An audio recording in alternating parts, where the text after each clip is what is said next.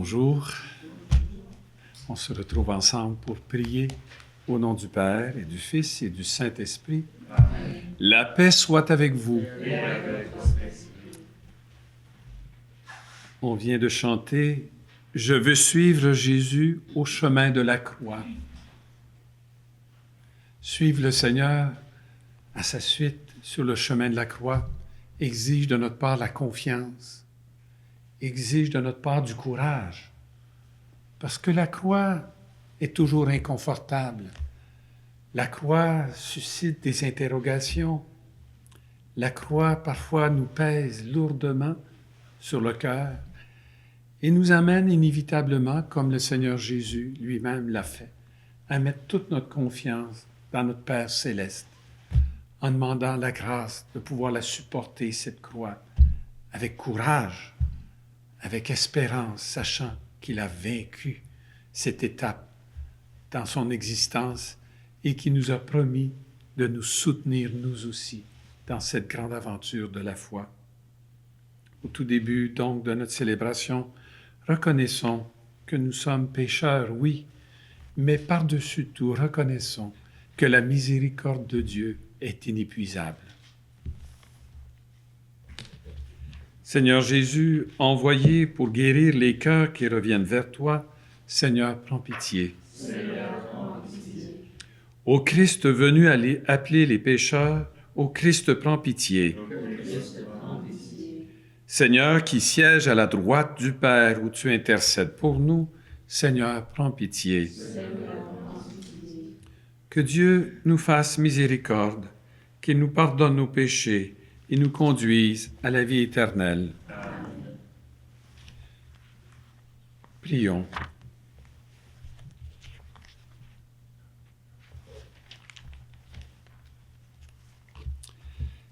Seigneur Dieu, tu as préparé les secours dont notre faiblesse a besoin.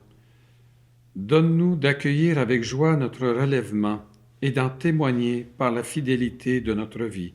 Par Jésus le Christ, notre Seigneur.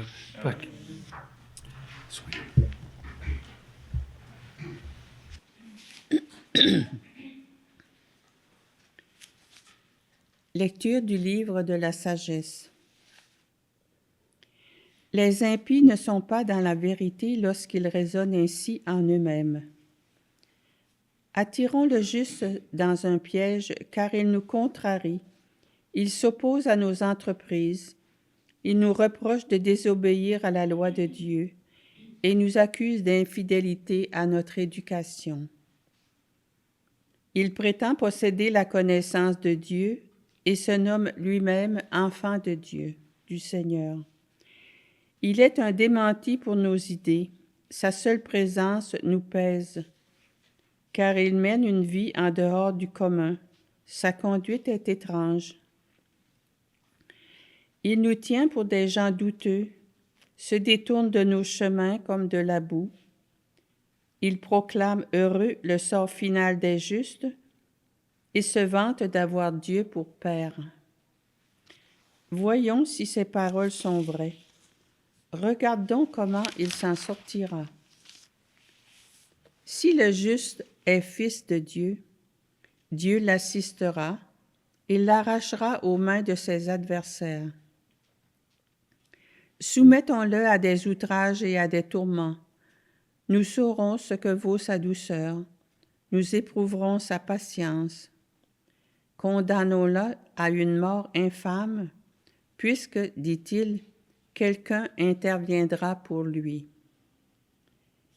C'est ainsi que raisonnent ces gens-là quand ils s'égarent. Leur méchanceté les a rendus aveugles. Ils ne connaissent pas les secrets de Dieu. Ils n'espèrent pas que la sainteté puisse être récompensée. Ils n'estiment pas qu'une âme irréprochable puisse être glorifiée. Parole du Seigneur. Le Seigneur est proche du cœur brisé. Le Seigneur affronte les méchants pour effacer de la terre leur mémoire. Le Seigneur entend ceux qui l'appellent. De toutes leurs angoisses, il les délivre.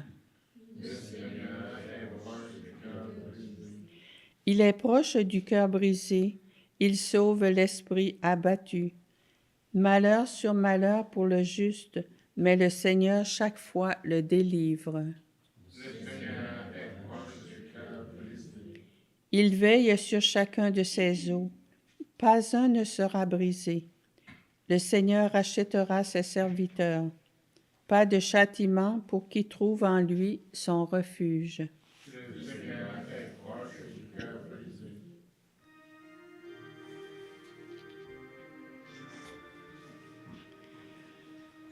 Ta parole, Seigneur, vérité, et ta loi délivrance. L'homme ne vit pas seulement de pain, mais de toute parole qui sort de la bouche de Dieu.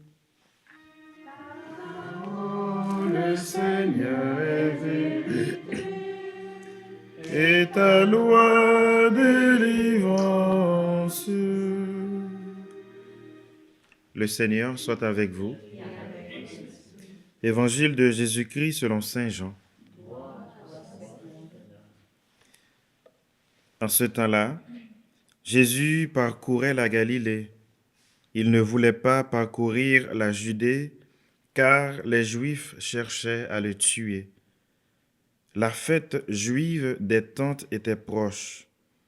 Lorsque ses frères furent montés à Jérusalem pour la fête, il y monta lui aussi, non pas ostensiblement, mais en secret. On était déjà au milieu de la semaine de la fête, quand Jésus monta au temple, et là, il enseignait. Quelques habitants de Jérusalem disaient alors, « N'est-ce pas celui qu'on cherche à tuer? Le voilà qui parle ouvertement, et personne ne lui dit rien. Nos chefs auraient-ils vraiment reconnu que c'est lui le Christ? Mais lui, nous savons d'où il est. Or, le Christ, quand il viendra, personne ne saura d'où il est. » Jésus, qui enseignait dans le temple, s'écria, « Vous me connaissez et vous savez d'où je suis? Je ne suis pas venu de moi-même, mais il est véridique, celui qui m'a envoyé, lui que vous ne connaissez pas. Moi, je le connais, parce que je viens d'auprès de lui, et c'est lui qui m'a envoyé. » On cherchait à l'arrêter, mais personne ne mit la main sur lui, parce que son heure n'était pas encore venue. Acclamons la parole de Dieu. Louange à toi, Seigneur Jésus.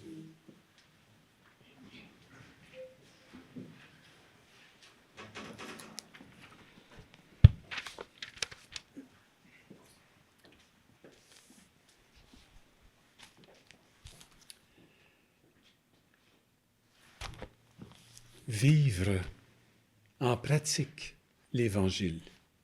C'est la mission de tout chrétien et chrétienne. Ce n'est pas une idéologie à laquelle on doit adhérer intellectuellement. La vie de foi, c'est quelque chose qu'on doit vivre en pratique. Le livre de la sagesse attire notre attention sur un élément important, que si on choisit de se mettre à la suite du Seigneur, on va inévitablement déranger notre entourage. Ça va questionner, intriguer, parfois remettre en question des habitudes, des comportements.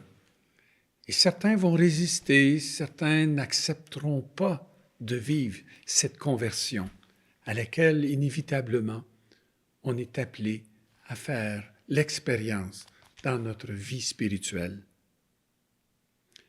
La première chose et la première question, il me semble, qu'on peut se poser, est-ce que je me laisse déranger spirituellement par la parole de Dieu?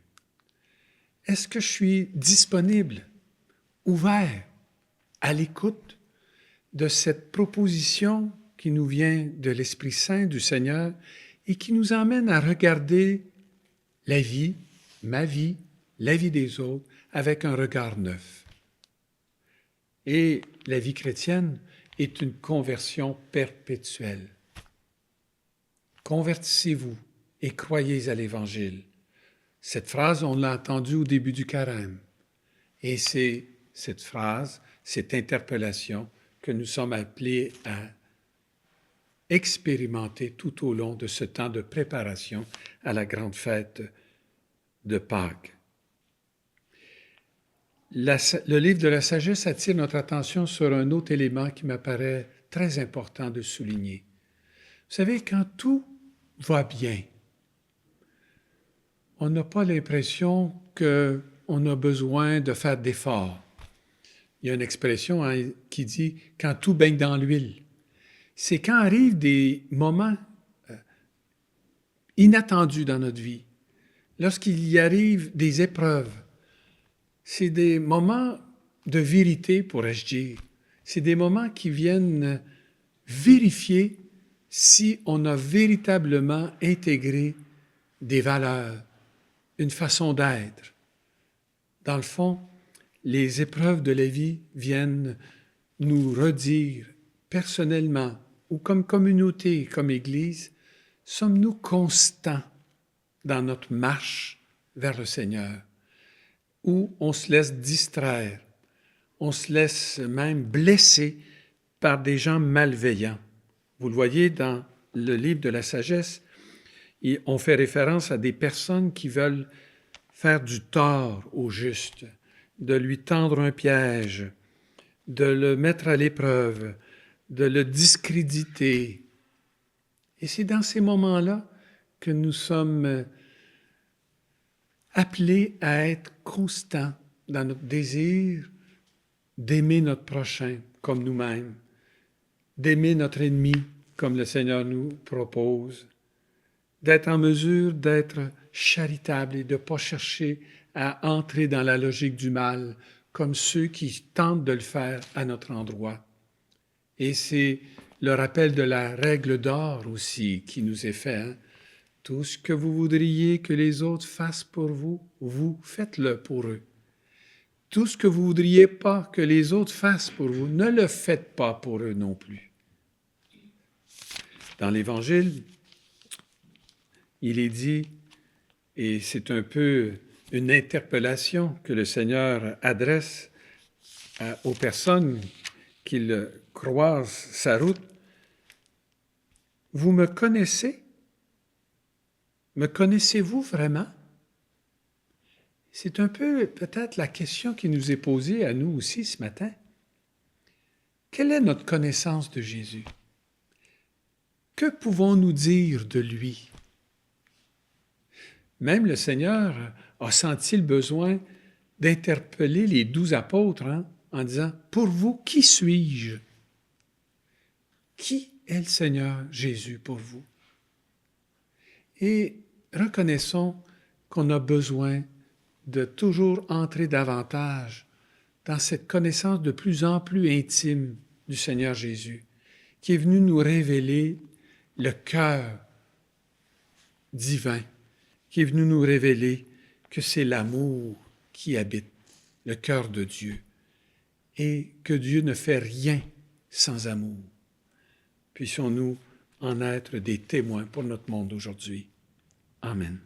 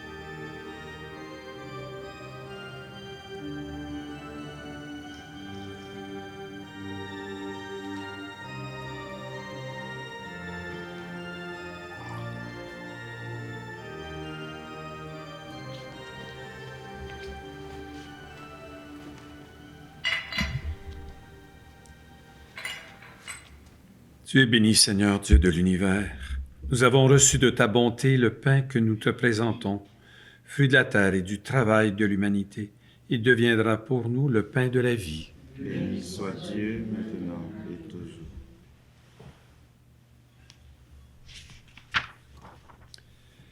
Tu es béni, Seigneur Dieu de l'univers. Nous avons reçu de ta bonté le vin que nous te présentons, fruit de la vigne et du travail de l'humanité. Il deviendra pour nous le vin du royaume éternel. Béni soit Dieu maintenant et toujours.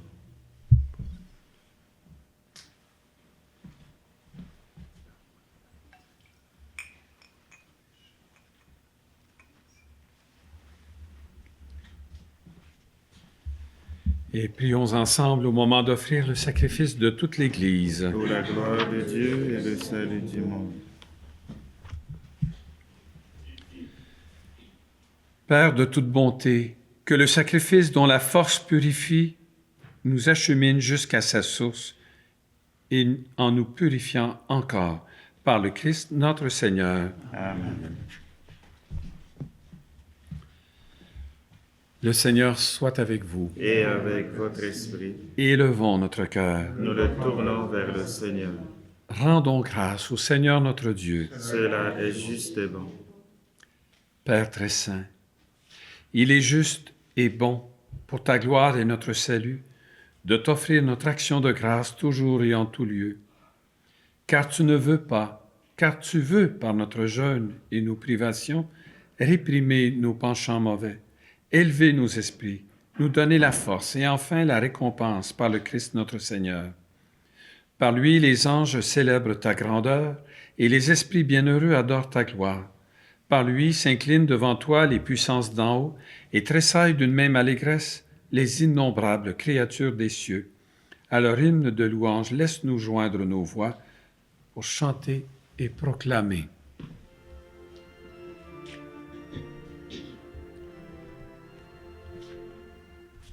Le Seigneur, Dieu de l'univers,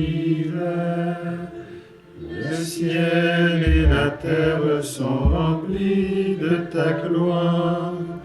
Hosanna au plus haut des cieux. Saint le Seigneur, Dieu de l'univers. Béni soit celui qui vient au nom du Seigneur. Hosanna au plus haut des cieux. Saint le Seigneur, Dieu de l'univers. Toi qui es vraiment saint, toi qui es la source de toute sainteté, Seigneur, nous te prions. Sanctifie ces offrandes en répandant sur elles ton esprit, qu'elles deviennent pour nous le corps et le sang de Jésus le Christ, notre Seigneur.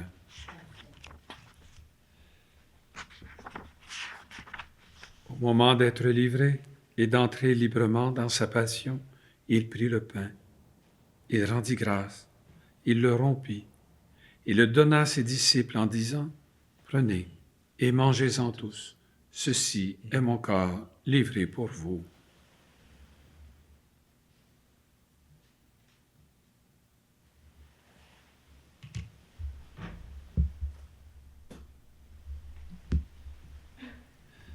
De même, après le repas, il prit la coupe de nouveau, il rendit grâce, et la donna à ses disciples en disant, « Prenez et buvez-en tous, car ceci est la coupe de mon sang, le sang de l'alliance nouvelle et éternelle, qui sera versé pour vous et pour la multitude en rémission des péchés. Vous ferez cela en mémoire de moi. »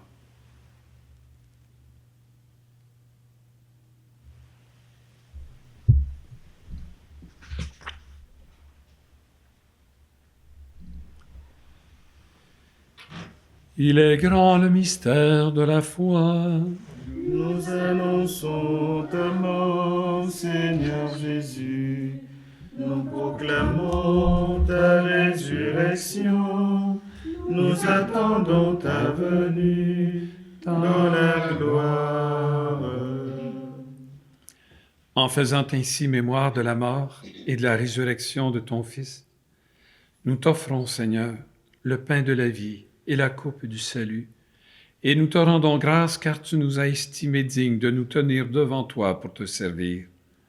Humblement, nous te demandons qu'en ayant part au corps et au sang du Christ, nous soyons rassemblés par l'Esprit Saint en un seul corps. Souviens-toi, Seigneur, de ton Église répandue à travers le monde. Fais-la grandir dans ta charité, en union avec notre pape François, notre évêque Claude, ici présent, et tous les évêques, les prêtres et les diacres. Souviens-toi aussi de nos frères et sœurs qui se sont endormis dans l'espérance de la résurrection. Et souviens-toi, Seigneur, ce jour de Armand Boulet. Et souviens-toi, dans ta miséricorde, de tous les défunts. Accueille-les dans la lumière de ton visage. Sur nous tous, enfin, nous implorons ta bonté. Permets qu'avec la Vierge Marie, la bienheureuse Mère de Dieu, avec Saint Joseph, son époux, les apôtres, les saintes, les saints, qui ont fait ta joie au long des âges, nous ayons part à la vie éternelle et que nous chantions ta louange et ta gloire par ton Fils Jésus le Christ. Par lui, avec lui et en lui, à toi, Dieu le Père Tout-Puissant, dans l'unité du Saint-Esprit, tout honneur et toute gloire pour les siècles des siècles. Amen.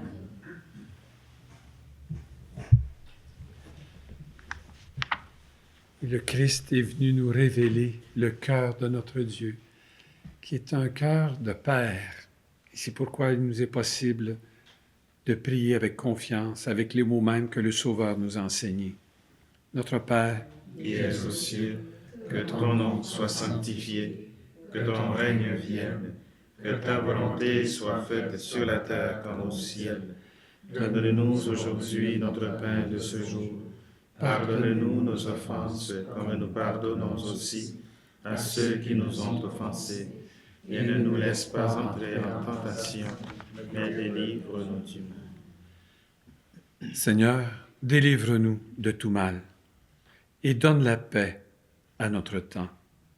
Soutenus par ta miséricorde, nous serons libérés de tout péché, à l'abri de toute épreuve, nous qui attendons que se réalise cette bienheureuse espérance, l'avènement de Jésus le Christ, notre Sauveur. Car c'est à toi qu'appartiennent le règne, la puissance et la gloire, pour les siècles des siècles. Seigneur Jésus-Christ, tu as dit à tes apôtres, « Je vous laisse la paix, je vous donne ma paix. » Ne regarde pas nos péchés, mais la foi de ton Église. Pour que ta volonté s'accomplisse, donne-lui toujours cette paix et conduis-la vers l'unité parfaite, toi qui vis et règnes pour les siècles des siècles. Amen. Que la paix du Seigneur soit toujours avec vous. Et avec votre esprit, dans la charité du Christ, donnez-vous la paix.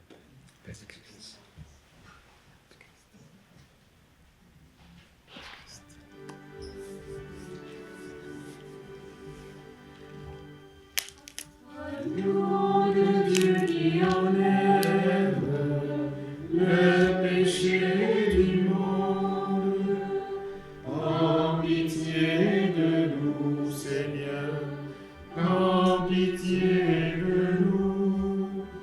L'agneau de Dieu qui enlève les péchés du monde, en pitié de nous, Seigneur, en pitié de nous. Agneau de Dieu qui enlève les péchés du monde, donne-nous la paix, Seigneur, donne-nous la paix. Voici l'agneau de Dieu. Voici celui qui enlève les péchés du monde. Heureux, heureuses, les invités au repas des noces de l'agneau. Seigneur, je suis pas digne de se recevoir, mais dis seulement une parole et je serai guéri. Que le corps et le sang du Christ nous gardent pour la vie éternelle. Amen.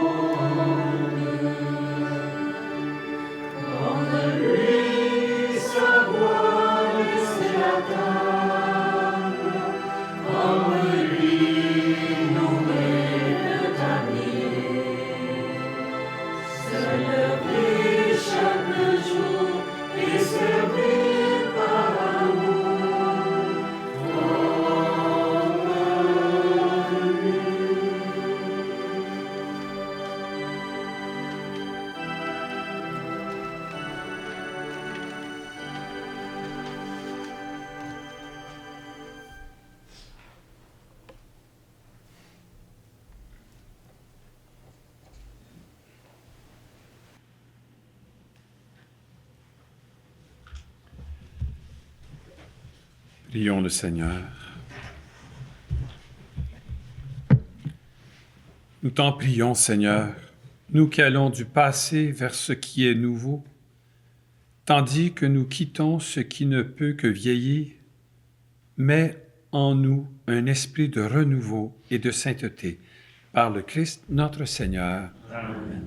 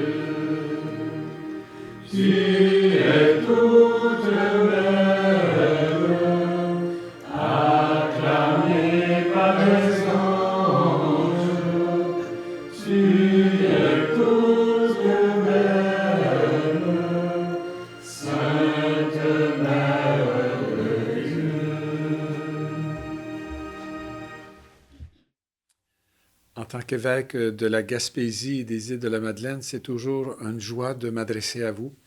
Cette année, le pape François invite l'Église universelle à être des pèlerins d'espérance à travers l'année jubilaire. N'est-ce pas une occasion formidable pour donner des exemples concrets du salut qui se donne à voir? Je pense que les meilleurs gestes, ce sont des gestes de partage, de solidarité. Et c'est pourquoi, comme à chaque année, je vous encourage et je vous invite à souscrire généreusement à la campagne de capitation 2025 pour votre communauté paroissiale. Que Marie, modèle d'espérance, nous accompagne dans notre désir de consolider le rayonnement de la vie de nos communautés grâce à vos différentes contributions. Je vous remercie d'avance pour vos gestes de partage et de générosité.